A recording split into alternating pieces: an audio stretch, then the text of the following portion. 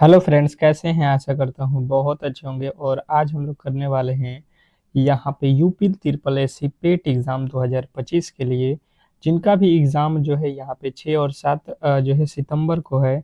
तो बिल्कुल ही आप लोग इस क्लास को मिस मत करना, क्योंकि आपके पास बहुत कम समय बच चुका है। मतलब आप समझ लो, गिने चुने जो है 20 दिन ही आप लोगों के पास है। आज जो हो गया है 15 अगस्त, और 15 अगस्त की ढेरों सारी शुभकामनाएं जो भी मेरे दोस्त इस क्लास को देख रहे हैं। और आप लोगों से रिक्वेस्ट रहेगा कि जो भी मेरे दोस्त तैयारी करना चाहते हैं, तो बिल्कुल ही आप लोग डेली क्लास में आइए। और ये पेट के क्लासेज आपको कब मिलता है, तो आपको मालूम है कि ये मिलता है आप लोगों को 11 बजे। ठीक है, 11 नहीं, 12 बजे मिलते हैं, 12 PM पे दोपहर में ये मिलता है क्लासेज। तो डेली क्लास को कीजिए ये, और बेहतरीन तरीके से अपने तैयारी को मजबूत बनाइए, क्योंकि देखिए पेट में जो है आप लोगों के इस बार बहुत फाइट करना पड़ेगा, क्योंकि फॉर्म काफ़ी ज़्यादा भरे गए हैं। ठीक है, खासकर यूपी में के किसी भी फॉर्म में तो ज़्यादा ही लड़के होते हैं। तो यहाँ पे 2 दिन आपका एग्ज़ाम चलेगा, और आप लोग जो है बिल्कुल, एग्ज़ाम डेट आ चुका है तो लग जाइए। 20 दिन अच्छे तरीके से मेहनत कर देते हैं तो आपको बिल्कुल कोई नहीं रोक सकता है इस एग्ज़ाम को क्वालिफाई करने से। तो चलेगा, वीडियो को स्टार्ट करने से पहले छोटी सी रिक्वेस्ट रहेगा कि आप लोग यार चैनल को सब्सक्राइब नहीं कर रहे हो और वीडियो को लाइक नहीं कर रहे हो। ठीक है, आपके लिए हम लोग इतने महत्वपूर्ण प्रश्नों को करा रहे हैं, वो भी फ्री में। तो फ्री क्लासेज है आपके लिए, तो बिल्कुल ही आपका सपोर्ट मिलना चाहिए हम लोगों को, ताकि इसी तरीके के क्लास आपको डेली ही प्रोवाइड करते रहें। अब चलिएगा यहाँ पे और प्रश्नों को देखते हैं। जैसे मैंने 1 से लेकर 50 तक के प्रश्न आपको कल के क्लास में कराया हुआ था। ठीक है, और जिन्होंने भी उन प्रश्नों को नहीं देखा है, तो आप लोग बिल्कुल ही उन क्लास को जाइए और देखिए। जैसे आपके साथ 10 क्लास आपके जो है यूपी पेट के मैंने करा दिया है, तो आप उन क्लासेज को बिल्कुल ही देख सकते हो, प्लेलिस्ट बना दिया गया है।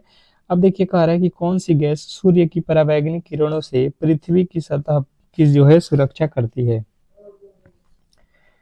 कौन सी गैस पृथ्वी की परावैंगनिक किरणों से जो है परावैंगनिक विकिरणों से पृथ्वी की जो है अ, सतह की सुरक्षा करती है? तो आपके राइट उत्तर बनेगा यहाँ पे, कहोगे ओजोन। ठीक है, और जिन्होंने भी ओजोन को बताया है, बिल्कुल राइट उत्तर हो जाएगा। नेक्स्ट प्रश्न की ओर चलेंगे, और अगला प्रश्न कह रहा है अगला कि हमारी सौर प्रणाली में दूसरा सबसे बड़ा जो है चंद्रमा टाइटन किस ग्रह की जो है परिक्रमा करता है? बताना है आप लोगों को कि हमारी सौर प्रणाली में दूसरी सबसे जो है बड़ा चंद्रमा टाइटन किस ग्रह की जो है परिक्रमा करता है? तो आपके राइट उत्तर बनेगा यहाँ पे, कहिएगा शनि। शनि जो है आपका बिल्कुल राइट उत्तर हो जाएगा, ऑप्शन नंबर ए। नेक्स्ट प्रश्न की ओर चलेंगे, और अगला प्रश्न कह रहा है कि भारतीय संविधान में मूल कर्तव्य किस देश के जो है संविधान से लिए गए हैं? पूछा क्या गया है, समझने की कोशिश कीजिएगा कि भारतीय संविधान के मूल कर्तव्य किस देश के संविधान से लिए गए हैं। बताने की कोशिश सभी लोगों को करना है, जो भी क्लास को देख रहे हैं। जितने भी मेरे दोस्त क्लास में आए हुए हैं, बिल्कुल ही उनका बहुत बहुत स्वागत है आज जो है स्वतंत्रता दिवस के शुभ अवसर पे। ठीक है, तो चलिएगा, आपका जो है यहाँ पे पहला उत्तर हो जाएगा यूएसआर। ठीक है, नेक्स्ट प्रश्न, अगला प्रश्न कह रहा है यहाँ पे कि संयुक्त राज्य अमेरिका का राष्ट्रीय खेल कौन सा है? संयुक्त राष्ट्र अमेरिका, मतलब अमेरिका जो देश है, उसका राष्ट्रीय जो खेल है वो आप लोगों से पूछा गया है। अब बताने की कोशिश करेंगे यहाँ पे कि इसका जो है राइट उत्तर क्या होने वाला है। तो अमेरिका का जो है राष्ट्रीय खेल आपको याद रखना है बेसबॉल। ऑप्शन नंबर ए जो है आपका बिल्कुल राइट उत्तर हो जाएगा। नेक्स्ट प्रश्न की ओर चलेंगे, और अगला प्रश्न कह रहा है कि प्रसिद्ध पुस्तक a better India, a better world किसके द्वारा लिखा गया? स्टार लगा लीजिएगा इन प्रश्नों पे, और देखिएगा आपको किसी न किसी शिफ्ट में ये प्रश्न देखने को मिलेंगे सीधा ही आपको एग्जाम हॉल में।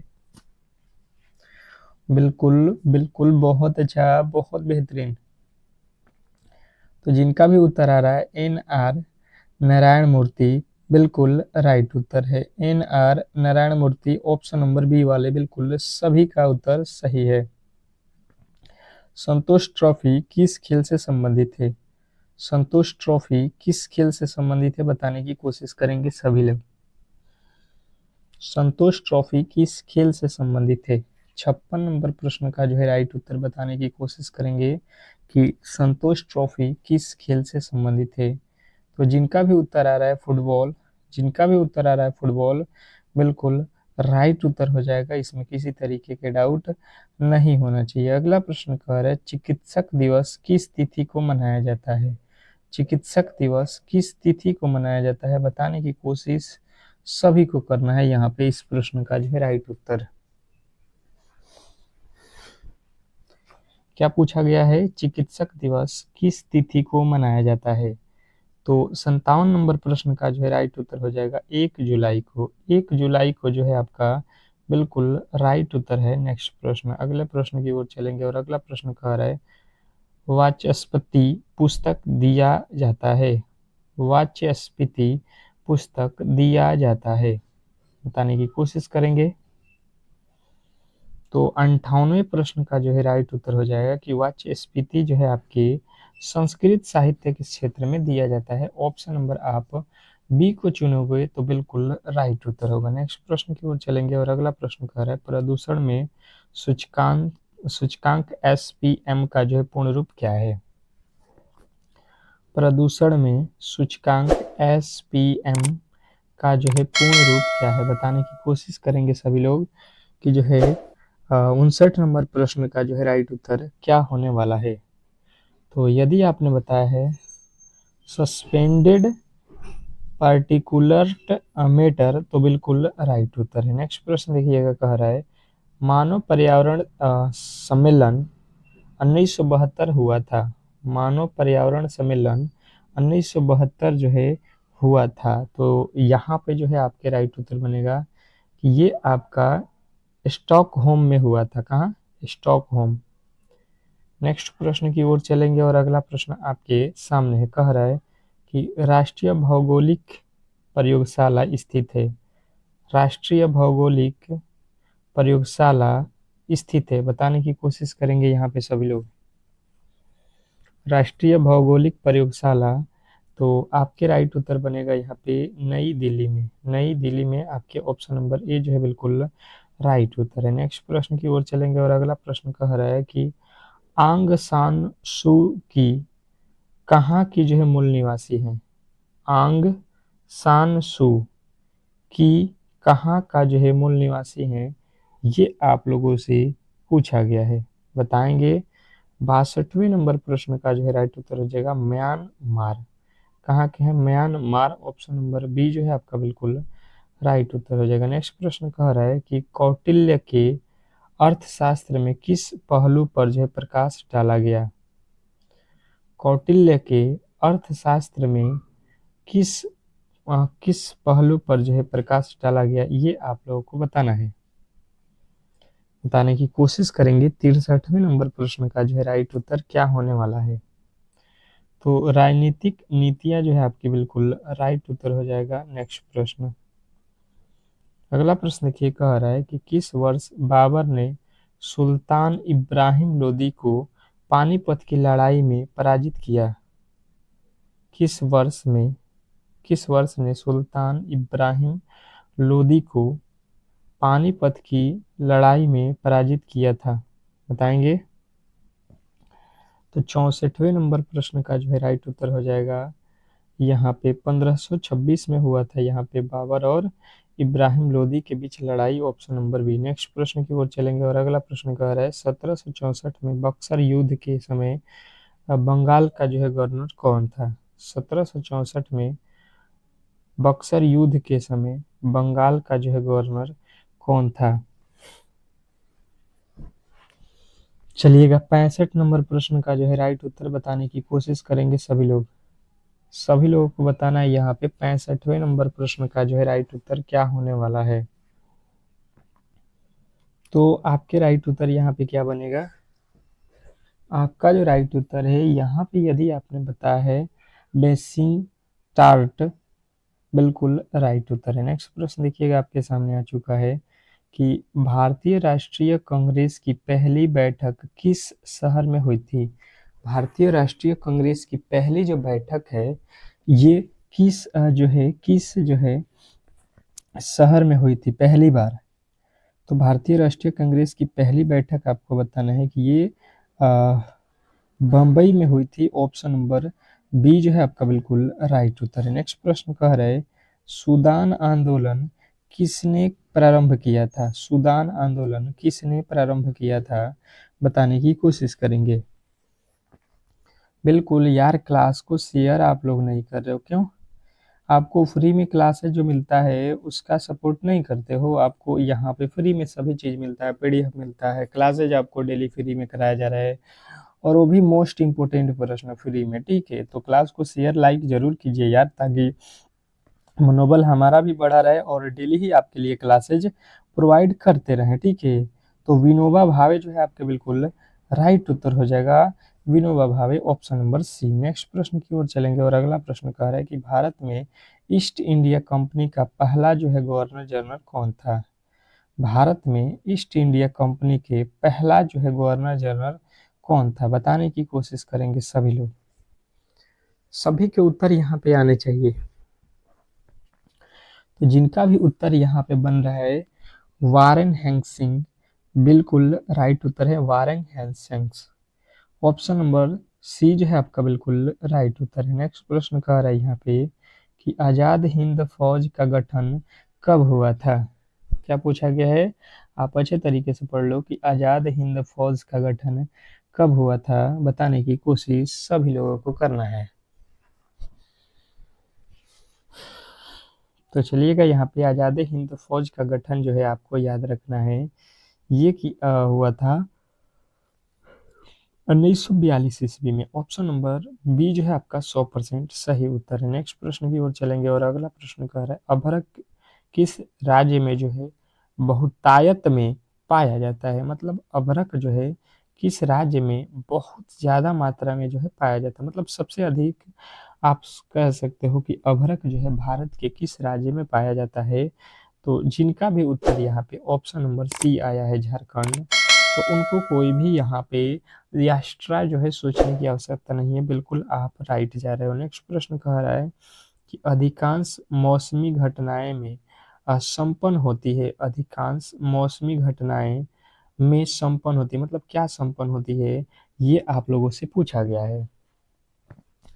अब बताने की कोशिश करेंगे सभी लोग कि अधिकांश मौसमी घटनाओं में जो आप लोगों का जो है क्षोभ मंडल होता है यही जो है घटित होता है। ऑप्शन नंबर बी, अधिकांश मौसमी घटनाएं में संपन्न होती है क्षोभ मंडल। नेक्स्ट प्रश्न देखिएगा, कह रहा है कि जोजिला दरो जोड़ता है, जोजिला दरा, दरा लिखिएगा, दरो ना, दरा जोड़ता है, किसको जोड़ता है ये आप लोगों को बताना है। तो जोजिला दरा जो है आप लोगों को याद रखना कि ये जो है श्रीलंका और जो है लेह लेह को जोड़ता है, श्रीलंका और लेह जो है आपके बिल्कुल राइट उत्तर है। नेक्स्ट प्रश्न की ओर चलेंगे और अगला प्रश्न कह रहा है कि परवेज मुशर्रफ की जो है जीवन कथा इन इन दी लाइन ऑफ फायर के जो है गुप्त लेखक कौन है? परवेज मुशर्रफ की जीवन कथा इन दी लाइन ऑफ फायर के जो है लेखक यानी गुप्त लेखक कौन थे? तो यहाँ पे जो है आपके राइट उत्तर बनेगा हुमायूं गौहर। नेक्स्ट प्रश्न, अगला प्रश्न कह रहा है कि जंप जंप बॉल शब्द निम्नलिखित में से किससे संबंधित है? जंप बॉल निम्नलिखित में से किससे जो है संबंधित है बताने की कोशिश करेंगे। सभी के उत्तर यहाँ पे आने चाहिए, सभी के उत्तर आने चाहिए बास्केट बॉल से, बास्केट बॉल से। ऑप्शन नंबर सी जो है आपका बिल्कुल राइट उत्तर है। नेक्स्ट प्रश्न कह रहा है नेपाल की पहली महिला राष्ट्रपति कौन थी? नेपाल की पहली महिला जो है राष्ट्रपति बताने की कोशिश करेंगे सभी लोग। क्या पूछा गया है? नेपाल की पहली जो है महिला महिला जो है राष्ट्रपति कौन थी? तो आपके राइट उत्तर बनेगा विद्या देवी भंडारी, विद्या Devi Bhandari. Option number B जो है आपका बिल्कुल राइट उत्तर है। नेक्स्ट प्रश्न की ओर चलेंगे और अगला प्रश्न आपके सामने है, कह रहा है कि डॉक्टर सलीम मोइनुद्दीन अली अब्दुल किसके जो है प्रसिद्ध थे? डॉक्टर सलीम मोइनुद्दीन अली अब्दुल किसके लिए जो है प्रसिद्ध थे? ये प्रश्न आपसे पूछ दिया है।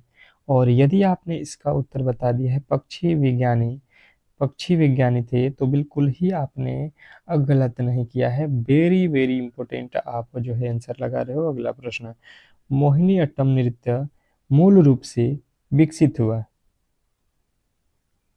स्टार लगा लीजिए। प्रश्न में बोला गया मोहिनीअट्टम नृत्य मूल रूप से विकसित हुआ, पूछा है विकसित हुआ, तो आपके राइट उत्तर बनेगा कि ये विकसित हुआ केरल में। कहाँ पर विकसित हुआ? केरल जो है आपका बिल्कुल राइट उत्तर है। नेक्स्ट प्रश्न, कारगिल विजय दिवस कब मनाया जाता है? कारगिल विजय दिवस कब मनाया जाता है? स्टार लगा दीजिएगा। तो कारगिल विजय दिवस जो है 26 जुलाई को मनाया जाता है। 26 जुलाई जो है आपका बिल्कुल राइट उत्तर है। नेक्स्ट प्रश्न देखिए, कह रहा है कि तानसेन सम्मान किस राज्य सरकार ने शुरू किया? तानसेन सम्मान किस राज्य सरकार ने शुरू किया? तानसेन सम्मान किस राज्य सरकार ने शुरू किया? तो आपके राइट उत्तर हो जाएगा मध्य प्रदेश। नेक्स्ट प्रश्न कह रहा है यहाँ पे, नेताजी नेताजी सुभाष चंद्र बोस राष्ट्रीय खेल संस्थान कहाँ स्थित है? नेताजी सुभाष चंद्र बोस राष्ट्रीय खेल संस्थान कहाँ स्थित है? तो नेताजी सुभाष चंद्र बोस राष्ट्रीय खेल संस्थान अगर आपसे पूछ ले तो आपके राइट उत्तर आएगा पटियाला में। कहाँ पे है? Patiala, option number A. Next प्रश्न की ओर चलेंगे और अगला प्रश्न कह रहा है कि जनता पार्टी के शासन काल के दौरान भारत के जो है राष्ट्रपति थे। ये प्रश्न बिल्कुल एग्जामिनर बार बार पूछता है, ठीक है, तो स्टार तो बिल्कुल ही बनना चाहिए। जो भी प्रश्न बोल दो कि ये महत्वपूर्ण है तो बिल्कुल है, आपको उन प्रश्नों को अच्छे तरीके से देखना है, ठीक है। तो यहाँ पे आपको बताना है कि फखरुद्दीन अली अहमद आपके ऑप्शन नंबर ए बिल्कुल राइट उत्तर हो जाएगा। नेक्स्ट प्रश्न की ओर चलेंगे और अगला प्रश्न कह रहा है कि अंटार्कटिक की खोज किसके द्वारा की गई? अंटार्कटिक की खोज किसके द्वारा की गई? बताएंगे, बताने की कोशिश करेंगे सभी लोग कि जो है अंटार्कटिक की खोज किसके द्वारा की गई? तो 82वें नंबर प्रश्न का जो है राइट उत्तर हो जाएगा ये अमेरिका के द्वारा किया गया। नेक्स्ट प्रश्न देखिए, कह रहा है कि माउंट आबू के दिलवाड़ा मंदिरों का निर्माण किसने करवाया था? माउंट आबू के दिलवाड़ा मंदिरों का निर्माण किसने करवाया था? बताएंगे, बताने की कोशिश करेंगे सभी लोग। तो जिनका भी उत्तर आ जाए सोलंकी ने, तो बिल्कुल राइट उत्तर है। नेक्स्ट प्रश्न की ओर चलेंगे और अगला प्रश्न आपके सामने है। कह रहा है यहाँ पे कि मुझे विश्वास है कि अंग्रेज अपने विनाश की तरफ विनाश की तरफ जा रहे हैं, ठीक है, और मेरी बड़ी इच्छा भारत में रहते हुए होगी कि इसके जो है शांति प्रिय निधन के लिए इसका जो है सहायक बनूं। यह जो कथन है ये किसने दिया है? ये आप लोगों से पूछा जा रहा है। तो लॉर्ड जो है कर्जन का ये कथन था, ऑप्शन नंबर सी। नेक्स्ट प्रश्न की ओर चलेंगे और अगला प्रश्न कह रहा है कि गुजरात में साबरमती आश्रम की स्थापना गांधी जी ने किस अधिवेशन में की थी? क्या पूछा गया है कि गुजरात में साबरमती आश्रम की जो स्थापना है ये गांधी जी किस वर्ष में किए थे? तो राइट उत्तर हो जाएगा 1915 में, ठीक है। 1915 यदि आपने बताया है तो 100% सही उत्तर है। नेक्स्ट प्रश्न कह रहा है कि भारतीय राष्ट्रीय कांग्रेस की स्थापना कब की गई थी? भारतीय राष्ट्रीय कांग्रेस की स्थापना कब हुई थी, समझ लीजिए, ये आप लोगों से प्रश्न में पूछा गया है। और जिनका भी उत्तर आ रहा है कि भारतीय राष्ट्रीय कांग्रेस की स्थापना जो है यहाँ पे 1885 में हुआ था, तो बिल्कुल राइट उत्तर है। नेक्स्ट प्रश्न कह रहा है कि किसके शासन काल में अ, भारत में अंग्रेजी शिक्षा आरंभ की गई थी? किसके शासन काल में भारत में अंग्रेजी शिक्षा आरंभ की गई थी? स्टार लगा लीजिएगा इस प्रश्न को, क्योंकि ये प्रश्न आपके एग्जाम के लिए बहुत महत्वपूर्ण है। तो जिन्होंने भी बताया यहाँ पे लॉर्ड विलियम वैंकैडिस बैटिंग, बिल्कुल राइट उत्तर है। नेक्स्ट प्रश्न की ओर चलेंगे और अगला प्रश्न कह रहा है कि 1919 में अखिल भारतीय खिलाफत सम्मेलन का जो है अध्यक्ष किसे चुना गया? 1919 में अखिल भारतीय खिलाफत सम्मेलन का जो है अध्यक्ष किसे चुना गया? बताएंगे सभी लोग कि 88 नंबर प्रश्न का जो है राइट उत्तर क्या हो जाएगा? तो Mahatma Gandhi, option number A जो है आपका बिल्कुल राइट उत्तर है। नेक्स्ट प्रश्न की ओर चलेंगे और अगला प्रश्न कह रहा है वर्ष 1925 में विश्व संरक्षण कांग्रेस की जो है मेजबानी किस देश ने प्राप्त की? बताएंगे। वर्ष 1925 में विश्व संरक्षण कांग्रेस की जो है मेजबानी किस देश ने प्राप्त की?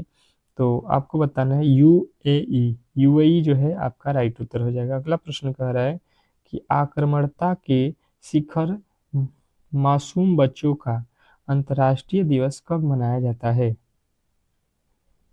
तो आपके राइट उत्तर बनेगा ये 4 जून को मनाया जाता है। नेक्स्ट प्रश्न देखिए कह रहा है कि शहीद दिवस कब मनाया जाता है? बिल्कुल वेरी वेरी इंपॉर्टेंट प्रश्न है और ये तो बिल्कुल ही एग्जामिनर का फेवरेट प्रश्न होता है कि शहीद दिवस कब मनाया जाता है। और बिल्कुल आप कहोगे 30 जनवरी। 30 जनवरी यानी कि शहीद दिवस। शहीद दिवस बिल्कुल। नेक्स्ट प्रश्न, गुड अर्थ नामक पुस्तक किसकी रचना है? गुड अर्थ नामक पुस्तक किसकी रचना है बताने की कोशिश करेंगे सभी लोग। गुड अर्थ नामक पुस्तक किसकी रचना है? तो आपके राइट उत्तर बनेगा यहाँ पे Pearl S Buck. Pearl S Buck आपके बिल्कुल राइट उत्तर है। नेक्स्ट प्रश्न की ओर चलेंगे और अगला प्रश्न आपके सामने है। भारतीय एयर अर्बल्स लिमिटेड का जो है मुख्यालय कहाँ है? भारतीय रेयर अर्बर्स लिमिटेड का जो है मुख्यालय कहाँ है? तो आपके राइट उत्तर बनेगा मुंबई में। नेक्स्ट प्रश्न की ओर चलेंगे और अगला प्रश्न कह रहा है पश्चिमी घाट को यूनेस्को का जो है विश्व विरासत स्थल कब जो है घोषित किया गया?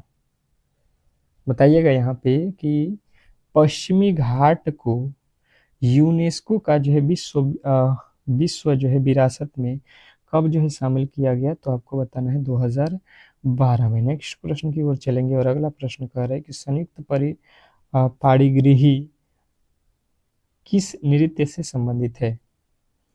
तो 95 का जो राइट उत्तर हो जाएगा उड़ीसा से जो है उड़ीसी से संबंधित है। नेक्स्ट प्रश्न कह रहा है पीसो किस देश की मुद्रा है? पीसो किस देश की मुद्रा है बताने की कोशिश करेंगे सभी लोग।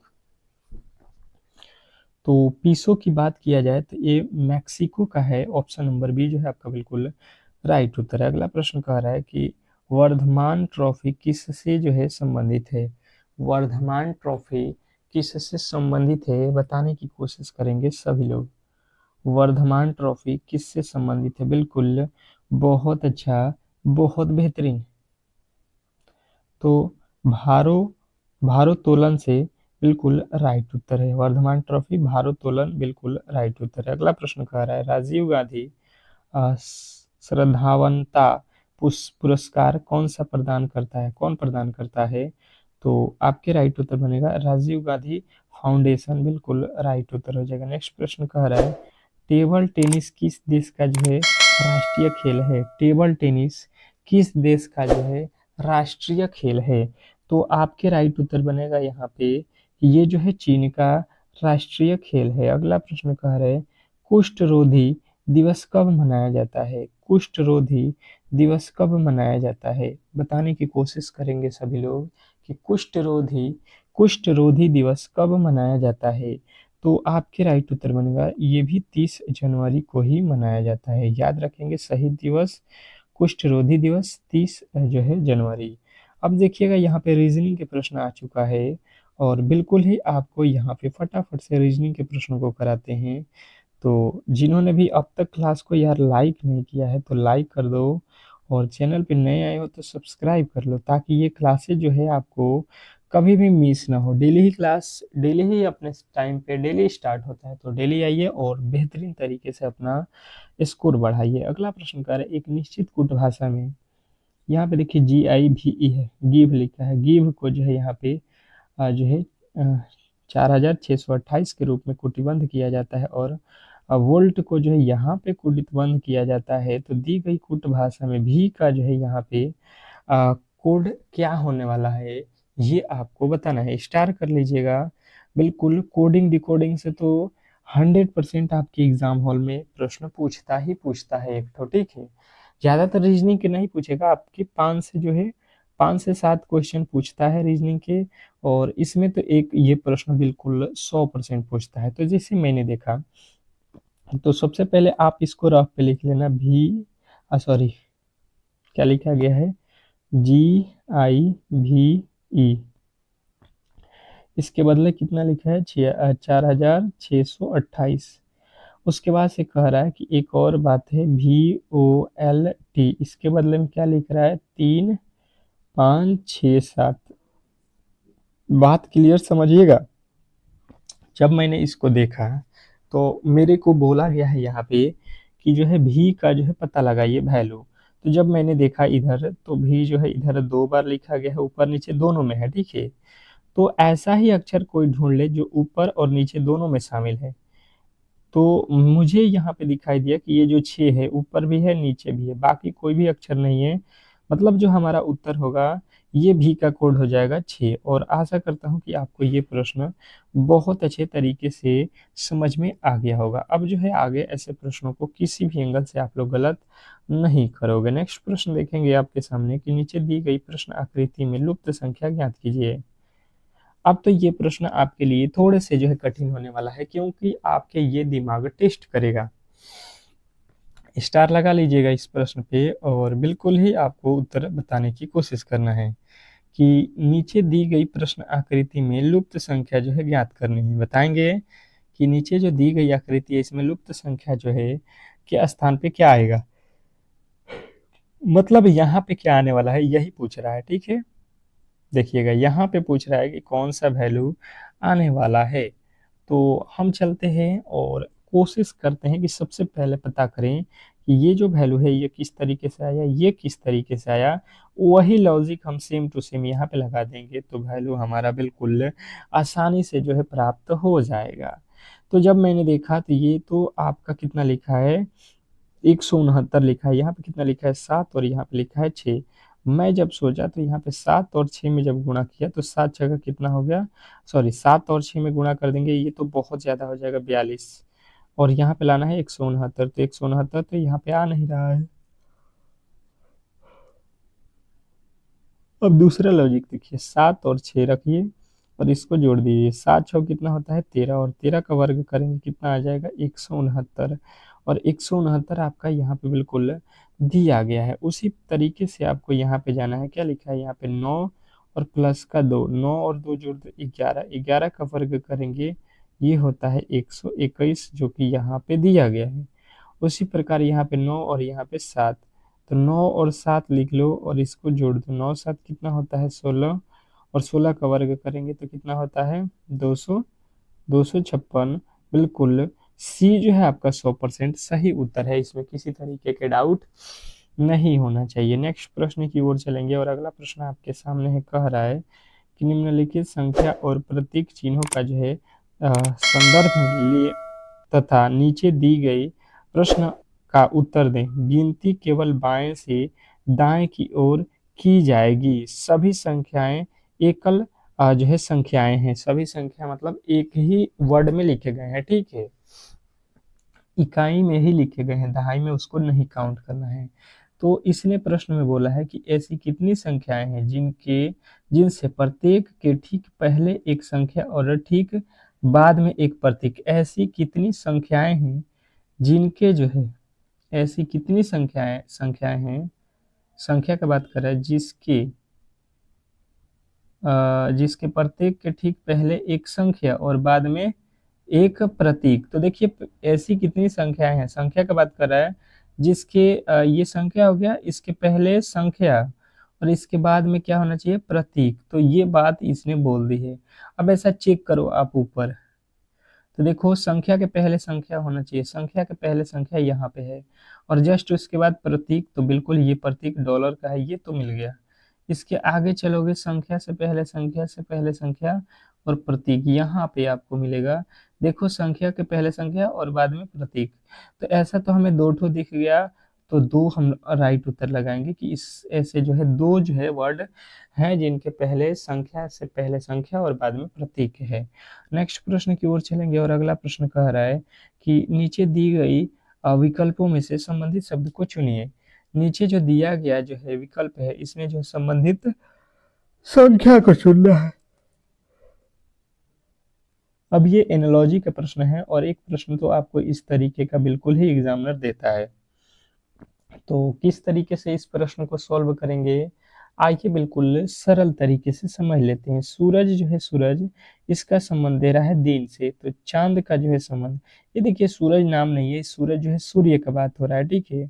सूर्य जो है दिन में हमें दिखाई देता है, तो चंद्रमा कब दिखाई देता है, आप कहोगे भाई साहब रात में। बहुत सिंपल प्रश्न था, आशा करता हूँ कि आपको ये बिल्कुल इजिली आ गया होगा। कह रहा है ABCDEF एक ही इमारत के छत अलग अलग जो है तलों पर जो है रहते हैं। इमारत में सबसे निचले तल का जो है क्रम 1 है और उसके ऊपर वाले क्रम का जो है 2 है, और इसी प्रकार से जो है सबसे ऊपर जो है 6वां जो है यहाँ पे आपका जो है छत है, ठीक है। एफ और ई के अब देखिए एफ और ई बी सी डी सबको हम लोगों को बैठाना है। तो देखिए सबसे पहले आप क्या कीजिए कि मान लीजिए ये छत बन गया, ठीक है, आपका इस तरीके से मैंने छत बनाया। अब देखिए इसमें बोला गया है कि 6 तला है, यहाँ पे आपके कितने तला है, तो 1 2 3 4 5, ये हो गया 6। इसने बोला है कि भाई साहब ये जो है सबसे ऊपर वाला छठा ताला है, ये आपका 5वां है, ये आपका चौथा है, ये आपका तीसरा है, ये आपका दूसरा है, ये आपका पहला है, ठीक है। तो अब यहाँ पे बात किया जा रहा है, इसने बोला है कौन कि एफ और ई जिन तलों पर रहते हैं उनका जो है गुणनफल 15 है। एफ और ई जो है जो जिस भी तला पर रहेंगे उनका गुणनफल 15 होगा। तो आप 15 का फैक्टर तोड़ोगे तो क्या आएगा, 3 और 5, इसके अलावा कोई आएगा नहीं आएगा। 3 और 5 को मिलाओगे तो कितना हो जाएगा, 15। तो 3 और 5 तला पर रहेंगे, तो 3 और 5 पे कौन है, यहाँ पे देख लो ई और एफ।